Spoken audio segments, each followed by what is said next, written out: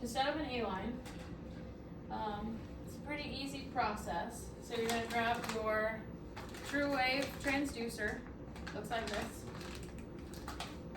You're gonna grab a vamp that comes separate. You're gonna need a 500 or a liter bag of saline, a pressure bag, a mobilizer, can be done after everything's set up, and then a pressure cable. So, we also will have a CHG dressing that I don't have here, but we'll have that. So once the A-line is set in, so it'll either be radial or femoral, either way the setup is the exact same. So let's say we have a right radial A-line that's going in. I'm gonna open.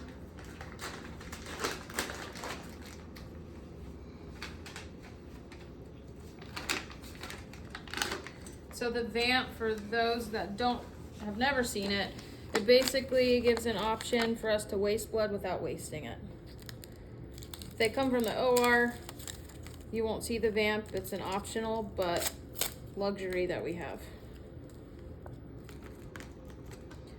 I'm gonna unspike. Doesn't have to be in this particular order, but you're gonna spike your bag.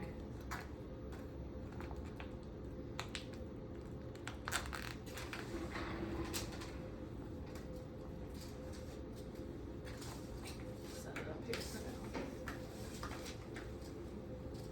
So, probably the most crucial part of this, the most confusing part of the setup, is how to attach the vamp.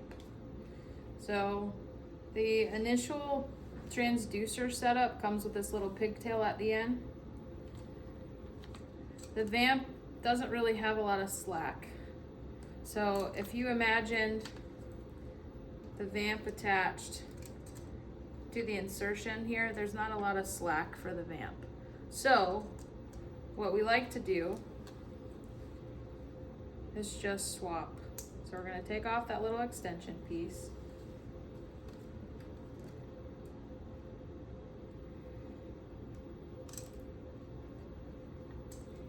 And we're gonna add the vamp there. And then add that extension piece. Hercules had this one. There we go. Here. So now, if it was hooked up, do you see how much slack that you have? All right. So while you're getting set up, put your pressure bag on. You can set up that vamp to the end piece, step one if you'd like. Doesn't really matter. Pressure bag. I'm gonna pump it up.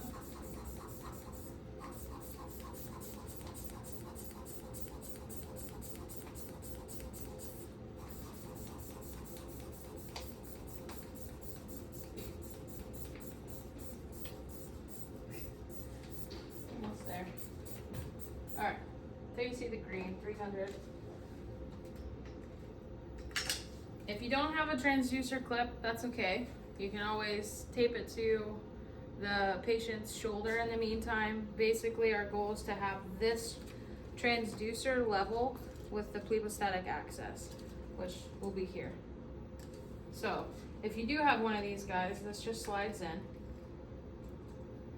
This tubing, if you ever are confused, the hard side goes to the patient, the soft side goes to the IV. So you're gonna wanna check, make sure all your connections are tight because they tend to get loose in the packaging. If they get loose and come undone, you're gonna have a backflow of blood.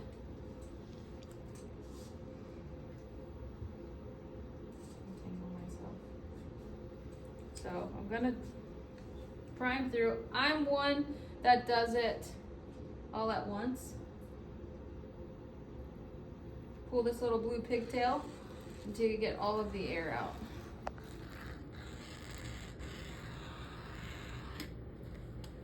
This vamp clip, when it comes, actually comes pulled out like this. So before you prime, you just want to make sure that it's actually pushed down so that no air collects in there. Thanks, I don't get all over you. Each one of these little three-way stopcock areas have an aerated cap, which is totally fine for setup, but once the line is inserted and zeroed, you're going to want to change these aerated caps out to the occlusive ones that come in the packaging. Aerated just means that you can flush through each area. So, like I said, I'm one that does it all through at one time. You can go section by section, but it gets you to the same result. So, MD or RT inserts the arterial line. Now you're ready to go. So this gets hooked up to the end of the arterial catheter. I don't have it. Huh? Oh, you do?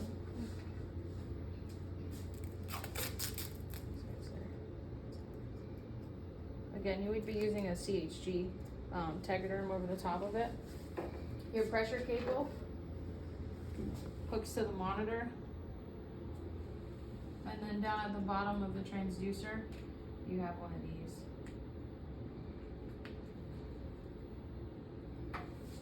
So you'll be able to see the arterial waveform once you're connected, but you won't get a blood pressure reading until you actually zero it. So to zero it, we're going to make sure the patient is flat as possible if they can tolerate it. We're going to adjust our clip so that we're level with the plebostatic access, close to it. If there's a lot going on with the patient, you can kind of eyeball it.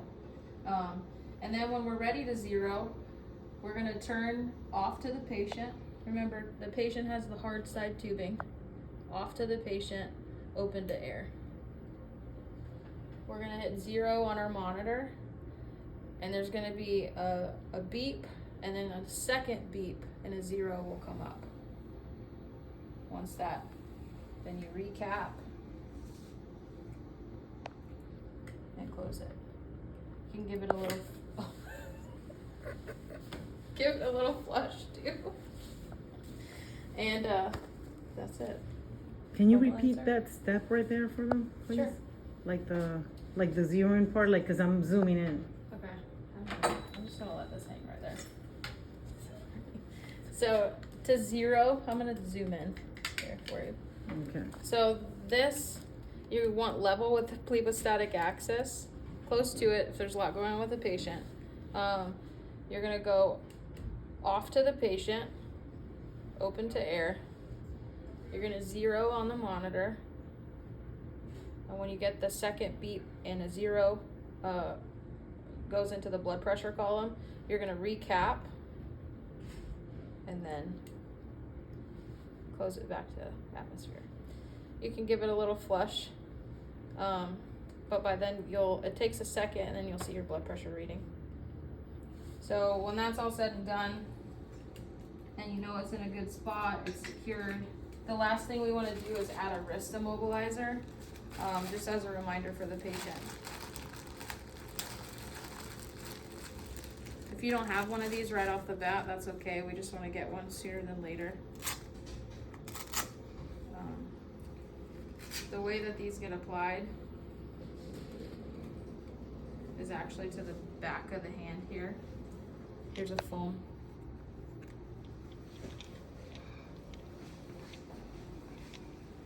So I'm not going to actually wrap it around you, Emily, but you want it to be like this.